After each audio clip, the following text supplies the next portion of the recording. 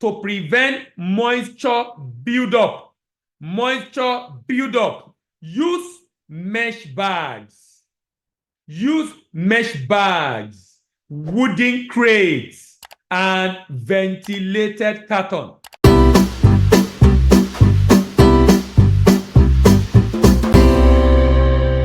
Good day, my name is Dela Yimibo and I'm your expert doctor. Thank you for stopping by. In the video today, we are going to be discussing export of another product. Remember, we've started a series on the export of different products. We look at export of cocoa beans, we look at export of raw cashew nut, we look at export of sesame seed, we have looked at export of dry split ginger, we have looked at export of gum arabic, we have looked at export of dry hibiscus, we look at export of raw groundnut, we look at export of dry hibiscus. In today's video, we are looking at the export of garlic. The export of garlic. Now, there is a playlist on this channel where you get all these videos.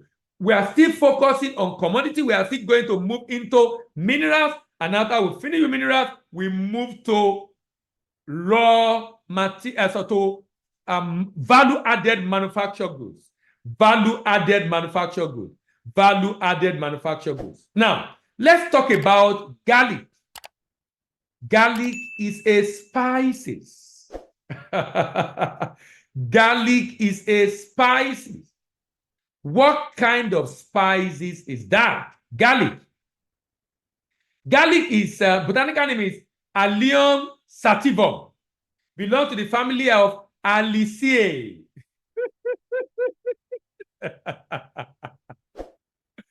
The crop consists of an underground bulb, and above the ground, you have the vegetable part of this particular plant. Now, you need to be careful on specification. The buyer is interested in the appearance of this product. The appearance of this product. The bulb must be firm, the bulb must be clean and well shaped. The minimum diameter is usually expected to be 30 to 45 cm. Free of any form of defect. The root should be trimmed close to the base, and the stem should be cut to a maximum of 3 cm. A maximum of 3 cm.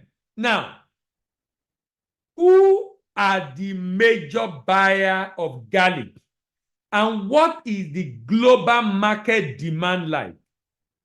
The global market demand for garlic, either fresh or dry, is about $3.2 billion. That's a lot. $3.2 billion. The Oceanian demand is just $42 million. African demand is about $141 million. South American demand is about $240 million. North American demand is about $401 million. European market demand is about $751 million. The major demand for garlic is in the Asia, $1.62 billion. Out of the $3.2 billion, $1.62 billion, about half is actually from Asia. So, who are the purchaser of this product? Who are the purchaser of this product? The purchaser of this product are Indonesia, 17.2%. The purchaser of this product are Vietnam, 9.3%. The purchaser of this product is United States, 7.35%. The purchaser of this product is Brazil, 5.17%. The purchaser of this product is Germany, 4.59%. The purchaser of this product is Malaysia, 4.53%. So, from Indonesia to Vietnam to United States to Germany to Brazil to Malaysia, this is where the demand is. Remember. Adhering to the moisture level, adhering to the size, adhering to lack of impurities and infestation is what affects your price. So if you want your price to be good, ensure you adhere to the quality specification required by the buyer, so they do not debit you in the payment of the balance. Let's look at the packaging of this product. Proper packaging is crucial when exporting garlic to ensure its quality and freshness. To ensure its quality and freshness, cleaning and sorting is necessary to remove excess soil. To remove excess soil, trimming the roots is necessary. Also, it's important you sort and grade. Choose packaging material that provide good ventilation to prevent moisture buildup. Moisture buildup. Use mesh bags. Use mesh bags, wooden crates, and ventilated carton. Use mesh bag, wooden crate, and ventilated carton. Ventilated carton. Pack garlic bulb in different sizes based on market preference. Common packaging size include 5 kg or 10 kg or 20 kg. Use additional packaging such as mesh and paper wrapping to protect the garlic bulb from physical damage and to maintain freshness. Remember again, like we discussed before,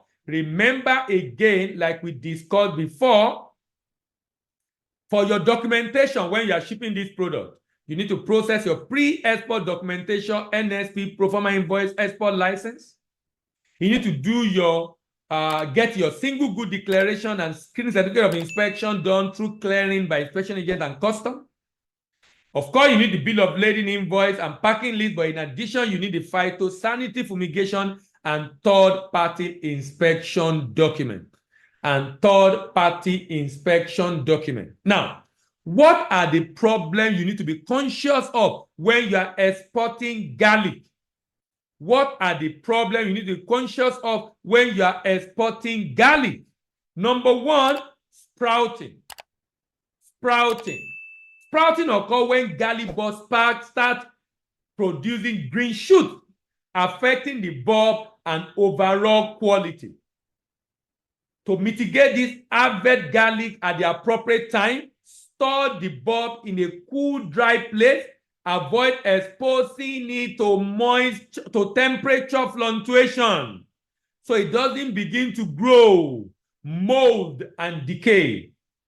Garlic bulb can develop mold and decay, especially in humid conditions, if they are not properly dried. Insect infestation. Insects such as garlic root maggot can infect the bulb, leading to quality deterioration.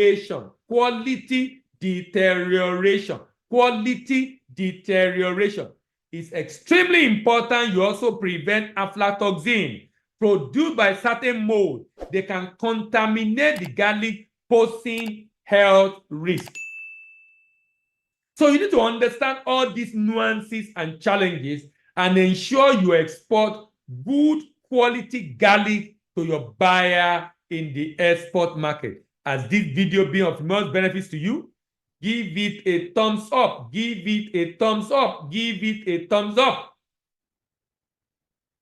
If you have learned one or two things from this video and you'd like to share with your friend that is about to export garlic, share with your friends. If you have a question for me, drop it in the comment section. If you want to know when we upload the next one, remember this is a series. You want to know when we upload the next one, then I would strongly recommend you subscribe to this channel and click on notification bell. My name remains Dela Imibo, and I'm your export doctor, and I'm signing out.